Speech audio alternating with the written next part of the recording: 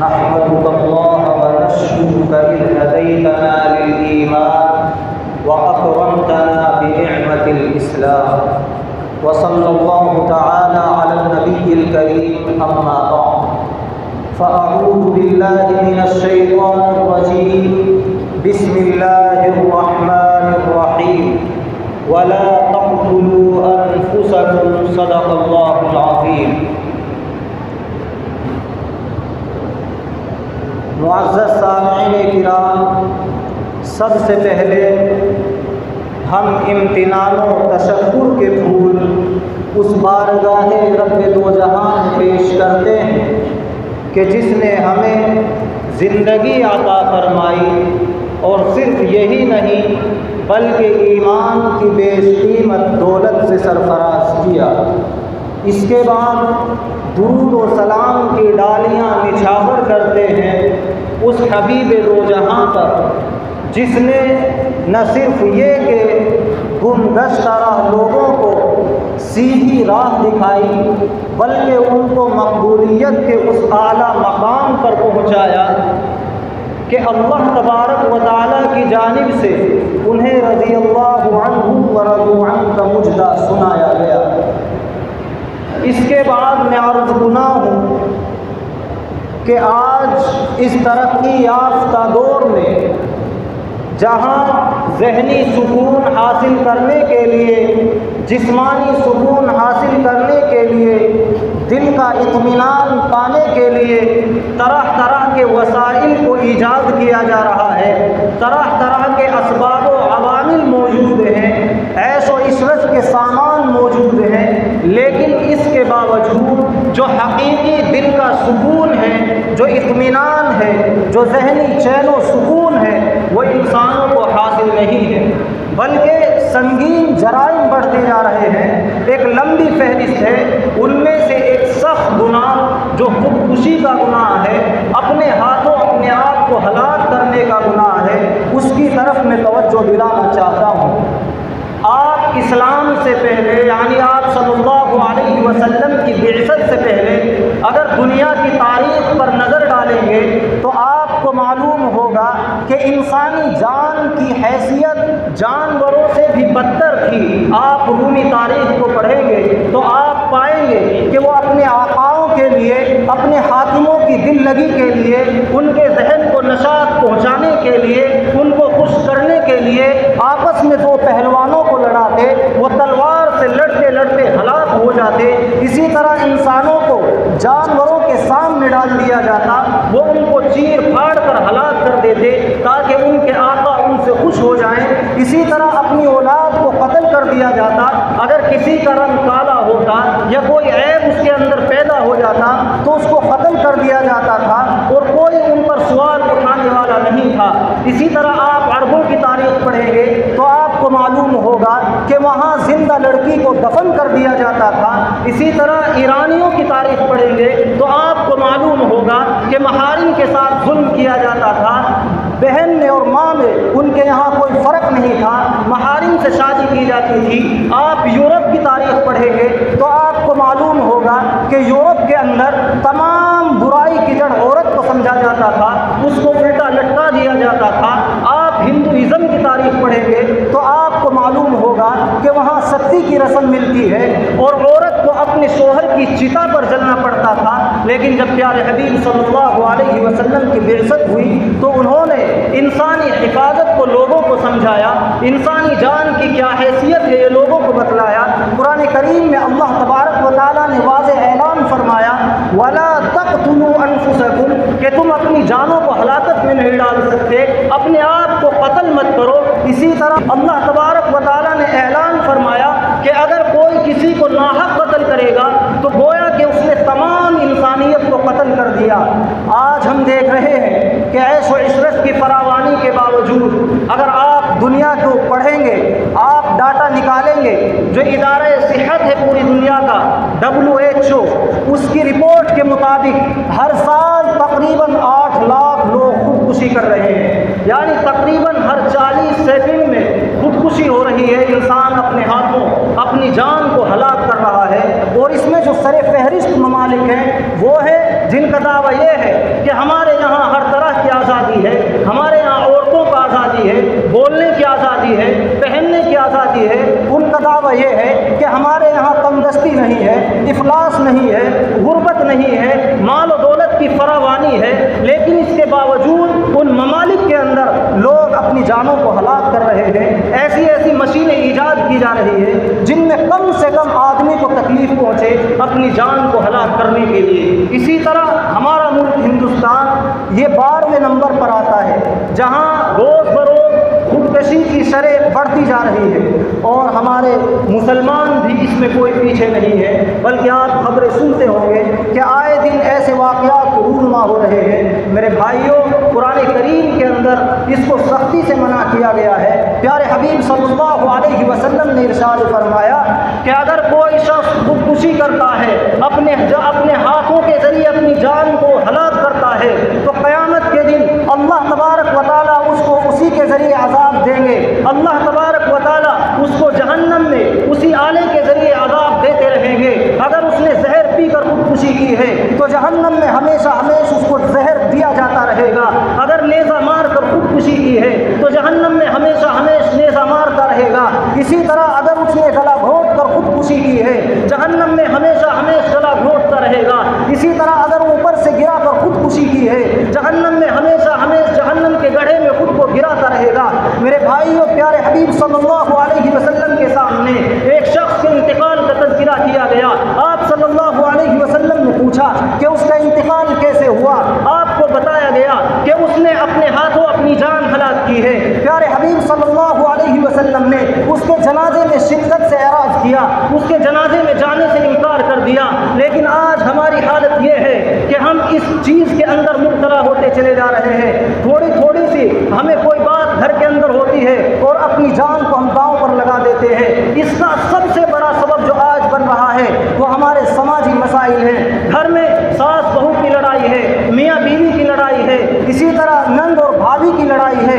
اس لڑائی نے ہمیں برباد کر دیا ہے۔ آج نوجوان طبقہ کسی کے کہنے میں آ کر اگر کوئی یہ کہہ دے کہ نہیں تو زہر نہیں کھا سکتا، تو اپنی جان کو نہیں کھو سکتا، وہ اس کو دکھانے کے لیے زہر کھا لیتا ہے، اپنی جان ہلاکت میں ڈال لیتا ہے۔ میرے بھائیوں، آپ ذرا اپنی عقل سے کام لیں، مجھے یہ بتائیں کہ کیا یہ مرنے والا شخص آ کر اپنے آپ کی جو اس کے گھر والوں پر گزر رہی ہے اس کو دیکھ پاتا ہے؟ نہیں، ہرگز نہیں دیکھ پاتا ہے۔ اگر آج ہمیں یہ دکھ ہے، یہ درد ہے کہ ہمیں تکلیفیں پہنچ رہی ہیں، ہم مسائل اور آلام میں گھرے ہوئے ہیں، پریشانیوں میں گھرے ہوئے ہیں، تو میرے بھائیوں یہ کوئی وجہ نہیں ہے۔ اس کے علاوہ جو سب سے بڑی وجہ سمجھی جاتی ہے وہ یہ ہے کہ آج ہم اقتصادی مسائل سے دوچار ہیں۔ اللہ تبارک و تعالیٰ نے ہر ذات کے اور ہر بندے کے رزق کی ذمہ داری اٹھائی ہے، بلکہ قرآن کریم میں اللہ تبارک و تعالیٰ نے ارشاد فرمایا وَمَا مِن دَابَّةٍ فِي الْأَرْضِ إِلَّا عَلَى اللَّهِ رِزْقُهَا، کہ زمین کے اندر جو بھی رینگنے والی چیز ہے اس کا رزق اللہ کے ذمہ ہے۔ إِنَّ اللَّهَ هُوَ الرَّزَّاقُ ذُو الْقُوَّةِ الْمَتِينُ، اللہ تبارک و تعالیٰ زبردست ہیں جو بہت زیادہ رزق دینے والے ہیں۔ وَلَا تَقْتُلُوا أَوْلَادَكُمْ خَشْيَةَ إِمْلَاقٍ، تم تنگدستی کے خوف سے اپنی اولاد کو قتل نہ کرو۔ لیکن لوگوں نے چونکہ اللہ کے نظام کو تسلیم نہیں کیا، اللہ کے نظام کو نہیں مانا، اقتصادی نظام یہ لوگوں کا بنایا ہوا نظام ہے جس کی بنا پر جو مالدار ہیں وہ مالدار ہوتے چلے جا رہے ہیں، جو غریب ہیں وہ غریب ہوتے چلے جا رہے ہیں۔ تنگدستی میں آ کر غربت اور افلاس کی وجہ سے، بھوکمری کی وجہ سے لوگ اپنی جانیں گنوا رہے ہیں۔ کچھ لوگ وہ ہیں جو اس کو برداشت نہیں کر پاتے تو وہ خودکشی کر لیتے ہیں۔ لیکن میرے بھائیوں، یہ ہمارے دنیاوی نظام کی کمی ہے۔ اللہ تبارک و تعالیٰ کی طرف سے مال و دولت میں کوئی کمی نہیں ہے۔ اس کے علاوہ جو خودکشی کا ایک سبب بن رہا ہے وہ آج اسمارٹ فون اور انٹرنیٹ کا بیجا استعمال ہے۔ دیکھیں، اس بات سے انکار نہیں کیا جا سکتا کہ انٹرنیٹ کے فوائد ہیں، اسمارٹ فون کے فوائد ہیں، لیکن اسی کے ساتھ ساتھ میرے بھائیوں اگر اس کو احتیاط سے استعمال نہ کیا جائے تو اس کے نقصانات بھی بہت ہیں۔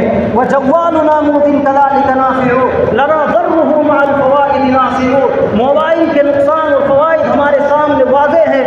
وَجَوَّالُنَا كَالرُّوحِ فِي الْجِسْمِ حَاجَةً تَفَجَّرَ مِنْهُ لِلْعُلُومِ مَنَابِعُ، آج لوگوں نے اس کی ضرورت کو ایسا سمجھ لیا ہے جیسے ہمارے جسم کے اندر روح کی ضرورت ہے، اسی طرح وہ موبائل کو ضروری سمجھتے ہیں۔ وَيُعَلِّمُنَا مَا لَا نُرِيدُ بِسُرْعَةٍ مسموعۃ بہ تنشر الانباء حتی الوقائع، اور اس بات کو سب تسلیم کرتے ہیں کہ ہم اس کے ذریعے طرح طرح کی تحقیقات حاصل کر لیتے ہیں، چند سیکنڈ میں ریسرچ کر لیتے ہیں، لیکن میرے بھائیوں اس کے لیے احتیاط کی ضرورت ہے۔ لمن ذلل الجوال ينفعه كذا مضر ومهلك لمن هو خاضع، یہ ان لوگوں کو تو اپنے آپ سے فائدہ پہنچا سکتا ہے جو اس کو اپنے تابع بنا لیتے ہیں، لیکن مضر ومهلك لمن هو خاضع، لیکن جو اس کے تابع بن جاتے ہیں اور اس کی اتباع کرنے لگتے ہیں یہ ان کو نقصان پہنچانے والا ہے۔ میرے بھائیوں ہمیں چاہیے کہ ہم اس لعنت سے بچیں، اپنی اولاد کو بچائیں، اپنے بچوں کو بچائیں۔ خاص طور پر طلباء کرام سے گزارش کرتا ہوں، آیا طالبون قوا انفسکم، اے طالب علموں آپ اپنے آپ کو اس سے بچاؤ، عدو لکم وفی الدراست ماہر، یہ تمہارا سخت دشمن ہے اور تمہاری جو تعلیم ہے اس کے اندر یہ معنی بنتا ہے۔ آج ابھی امریکہ کی رپورٹ میں نے پڑھی ہے، اس میں امریکہ کے ایک مشہور اسٹیٹ فلوریڈا، اس کے اسکول میں ایک ریسرچ کی گئی جس میں یہ کہا گیا ہے کہ اگر ہم 5 یا 6 گھنٹے تک موبائل کا استعمال کرتے ہیں تو خاص طور پر 14 سال سے 29 سال کے جو نوجوان ہیں ان کے اندر خودکشی کے جذبات ابھرتے ہیں۔ میرے بھائیوں ہمیں اس سے احتیاط کرنا چاہیے، آج اس کی وجہ سے سماج میں بہت سی برائیاں پھیل رہی ہیں۔ وَكَمْ مِنْ فَتَاةٍ تَتْرُكُ الْأَهْلَ فَجْأَةً وَتَعْشَقُ غَيْرَ مُسْلِمٍ وَتُوَادِعُ، کتنی ہی نوجوان لڑکیاں ہیں جو اس کے ذریعے سے غیروں سے بات کرتی ہیں، غیر مسلم کے ساتھ فرار ہو جاتی ہیں اور اس کے ساتھ رنڈیاں بناتی ہیں، اپنے ایمان کو کھو بیٹھتی ہیں۔ وَكَمْ مِنْ فَتًى مَا نَامَ لَيْلَ نَهَارِهِ وَكَمْ مِنْ فَتًى مَا نَامَ لَيْلَ نَهَارِهِ، بہت سے نوجوان ہیں جو رات دن اجنبیوں سے بات کرتے ہیں۔ میرے بھائیوں ہمیں اس کی لعنت سے بچنا چاہیے۔ نور چہروں پہ آیا نظرا مجھ کو نظر، جھلسے ہیں لبوں میں موبائل کی جو شام و سحر۔ میرے بھائیوں اس موبائل نے ہمارے حافظوں کو برباد کر دیا ہے، حافظے ہو گئے برباد ہوا حد سے ضعیف، حافظے ہو گئے برباد ہوا حد سے ضعیف، نظر ناپاک ہوئی رہ نہ سکے قلب عفیف۔ تو یہ وجوہات ہیں جن کے اندر اور نفسیاتی مسائل بھی شامل ہیں، ڈپریشن ہے، آپ ڈپریشن کی وجہ سے آپ پر کوئی ذہنی دباؤ بنا رہا ہے تو خودکشی کی طرف چلے جاتے ہیں۔ اسی طرح نشے کا استعمال ہے، یہ بھی ہمارے سماج کے اندر آگ کی طرح بڑھتا جا رہا ہے۔ نشہ جب آدمی کرتا ہے تو اپنی ذمہ داریوں کو بھول جاتا ہے، اسے موت اور زندگی میں تمیز نہیں رہتی، اسے اپنے باپ اور اپنے بیٹے میں تمیز نہیں رہتی، زمین و آسمان کی اس کو خبر نہیں رہتی۔ تو ان تمام عوامل کا اور تمام اسباب کا جو خلاصہ نکلتا ہے وہ یہ ہے کہ پریشانی کی وجہ سے آدمی یہ راستہ اختیار کرتا ہے۔ میرے بھائیوں لیکن پریشانی سے بچنے کا یہ راستہ نہیں ہے۔ اب تو گھبرا کے کہتے ہیں کہ مر جائیں گے، اب تو گھبرا کے کہتے ہیں کہ مر جائیں گے، مر کے بھی چین نہ پایا تو کدھر جائیں گے۔ آپ یہ سمجھتے ہیں کہ مر کر چھٹکارا مل جائے گا، وہاں ہمیشہ کا عذاب ہے۔ وہ مرد نہیں جو ڈر جائے ماحول کے خونی منظر سے، وہ مرد نہیں جو ڈر جائے ماحول کے خونی منظر سے، اس حال میں جینا لازم ہے جس حال میں جینا مشکل ہے۔ تو میرے بھائیوں مرد وہی ہے جو حالات سے ٹکرائے، اپنے حالات جو مشکل ہیں ان کو اپنے لیے سازگار بنائے، تب جا کر اس کو مرد کہا جا سکتا ہے۔ جو ذرا ذرا سی بات پر، ذرا ذرا سی پریشانیوں پر اپنی جان کو کھو دیتا ہے وہ انسان نہیں ہے۔ یہ جان اللہ کی ہمارے پاس امانت ہے، ہمارا اختیار نہیں ہے، نہ پیدا ہونے میں ہمارا اختیار تھا نہ مرنے میں ہمارا اختیار ہے، یہ اللہ کی ملکیت ہے۔ اگر ہم اس کو اپنے ہاتھوں ضائع کریں گے تو یہ ظلم ہے، کیونکہ ظلم کی ڈیفینیشن یہی کی جاتی ہے غیر کی ملکیت میں اگر آپ تصرف کریں گے تو یہ ظلم ہوتا ہے، اور ظلم جرم ہوتا ہے، اور جرم کو اللہ تعالیٰ پسند نہیں کرتے۔ اسی لیے اللہ تبارک و تعالیٰ نے اس سے ہمیں روکا ہے۔ اب اس کے رکنے کے لیے ہمیں کیا کرنا ہوگا؟ سب سے پہلے اللہ پر بھروسہ کرنا ہوگا۔ اللہ تبارک و تعالیٰ پر جو بھروسہ کرتا ہے وَمَن يَتَوَكَّلْ عَلَى اللَّهِ فَهُوَ حَسْبُهُ، اللہ پر جو بھروسہ کرتا ہے اللہ اس کو کافی ہو جاتا ہے۔ تقدیر پر ہمیں راضی رہنا ہوگا، تقدیر کو کوئی چیز ٹالنے والی نہیں ہے، اللہ تبارک و تعالیٰ نے جو لکھ دیا ہے وہ ہو کر رہے گا۔ اسی طرح ہمارے اوپر جو مصائب آ رہے ہیں، پریشانیاں آ رہی ہیں، ان کا ہمیں کیا صبر ملنے والا ہے اسے ہمیں اپنے سامنے رکھنا ہوگا۔ ان اللہ مع الصابرین، बेशक सब्र करने वालों के साथ अल्लाह है। और कामयाब मोमिनीन की जो पहचान बताई गई है उसमें भी ये कहा गया है वतवासौ बिस्सब्र, जो आपस में सब्र की तलक़ीन करते हैं वही लोग कामयाब हैं। इसी के साथ साथ अगर हम इस बुरे अमल को अंजाम देते हैं तो हमारे ऊपर आखिरत में क्या परेशानियाँ आने वाली है उसे भी हमें अपने सामने रखना होगा, तब जाकर हम इससे छुटकारा पा सकते हैं। हज़रत तुफ़ैल इब्न अम्र दोसी जो मशहूर सहाबी हैं वो हिजरत करके मदीना तशरीफ़ लाए। उनके साथ उनकी कौम के एक शख्स था, वो बीमार हुआ, वो बीमारी को बर्दाश्त नहीं कर पाया, उसने अपने हाथों के पोरवे काट लिए और उनसे खून बहता रहा, इसी में उसका इंतकाल हो गया।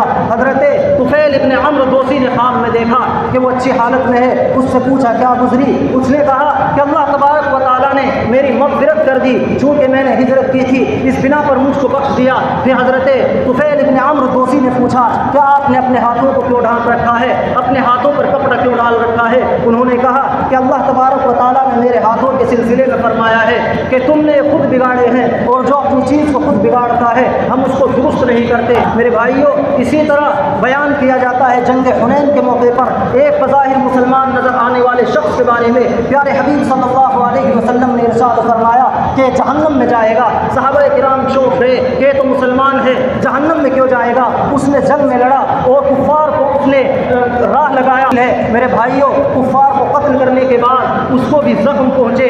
जब उसको ज़ख्म पहुँचे तो लोगों ने आप सल्लल्लाहु अलैहि वसल्लम से कहा कि जिस बंदे के बारे में आपने कहा था कि वो जहन्नमी है, वो तो कुफ़ार से लड़ा है, इस्लाम का दिफा किया है, उसने ज़ालिमों को कत्ल किया है, ज़ालिमों को उन्होंने किया है, लेकिन इसी के साथ साथ वो खुद भी मर गया है। तो आप सल्लल्लाहु अलैहि वसल्लम ने फिर फरमाया कि वो जहन्नम में जाएगा।